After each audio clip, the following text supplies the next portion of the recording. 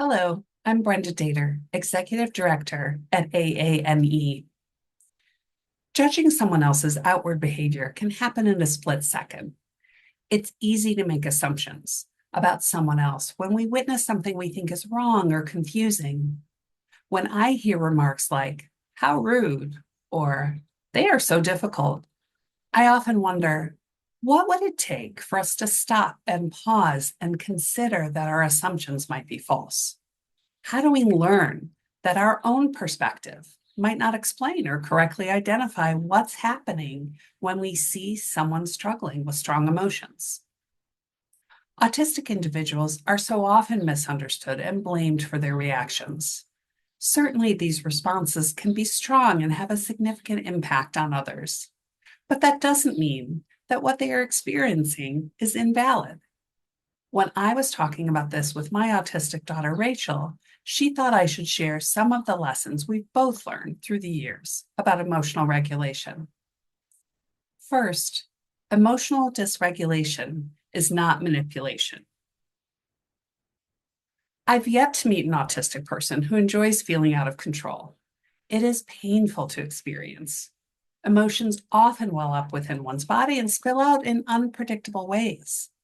When my daughter was young and would feel overwhelmed by her emotions, I felt we were judged by others who seemed to suggest I was giving in to her demands and just reinforcing what they saw as, quote, bad behavior. But just as they were misinterpreting her actions as, quote, willful to get her own way, they misinterpreted my response. Sure, all children can be purposeful in their behavior at times, but having an autistic person feeling overwhelmed and burnt out is not something they choose. During heightened stress, the part of the brain that controls rational thinking and emotional regulation is offline, and the person enters a state of flight, fight, freeze, or fawn. In those moments, she was simply unable to access rational thought.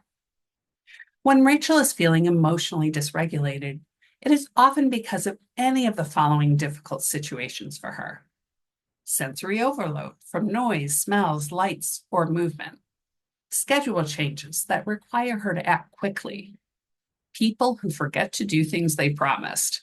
She has an amazing memory and forgets very little; feeling unsafe, or dealing with bureaucracies to resolve problems. And like many autistic people I've known through the years, social injustice, concern about an uncertain future, and righting societal wrongs are core to Rachel's being. She has described how her deeply held beliefs often contribute to intense feelings of anger and fear as she doesn't see change happening quickly enough, and she worries about her own and others' safety as an autistic transgender woman. Next, compassionate curiosity helps the autistic person feel understood instead of judged. To me, being curious about why an autistic person is feeling overwhelmed and offering compassion as they experience deeply unpleasant emotions is a foundational skill. When this happens to my daughter, I listen to her and let her know that I see she is in pain. I wait as all her deep upset pours out of her body. This can result in her saying things that are hurtful to me or to other family members, even though we all know she doesn't mean to hurt us. I try to do two things when this happens. One, I will quietly tell her that I know how hard it is for her, and I'm sorry this is happening. I don't try to convince her that she is wrong or that there are other points of view while she is in this heightened state. I try to see the situation from her perspective so she knows I understand why this is hard for her. And two, I also let her know that she is saying very hurtful things to me and that I need to excuse myself and we can talk when she is more calm. I will remove myself and go do something else. This protects both of us, me from feeling the hurt of what she is saying, and Rachel from feeling sad later, from causing pain and saying things she didn't mean. I also try to remember how hard it is to need so much consistency and routine in order to feel safe. Every day, we are all faced with challenges and changes that mess with our schedules and priorities. Calls take longer than they should, Insurance companies send bills for appointments that should be covered. People we count on have a bad day and forget they promised to do something for us. For autistic individuals, these realities can cause intense stress. And lastly, learning coping strategies takes time and practice. All of us have multiple opportunities each day to practice emotional regulation. We can recognize the things that bring on dysregulation and implement strategies to try to lessen their impact. We can also try to identify when our emotions are beginning to escalate to intervene with calming techniques or other approaches.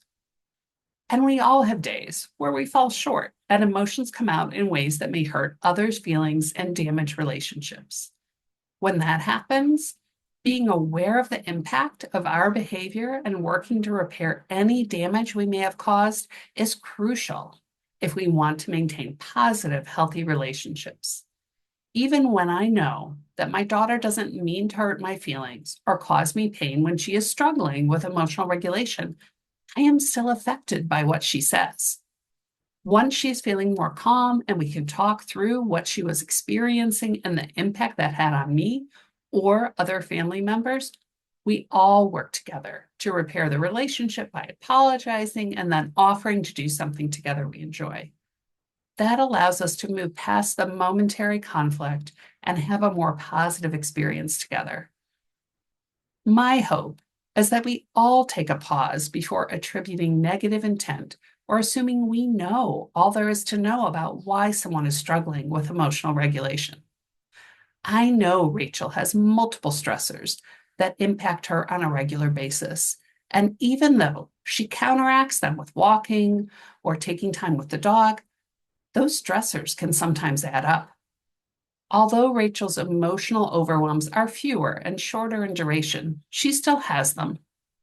Even though everyone in our family understands why they happen and how to support her, we can also be emotionally dysregulated.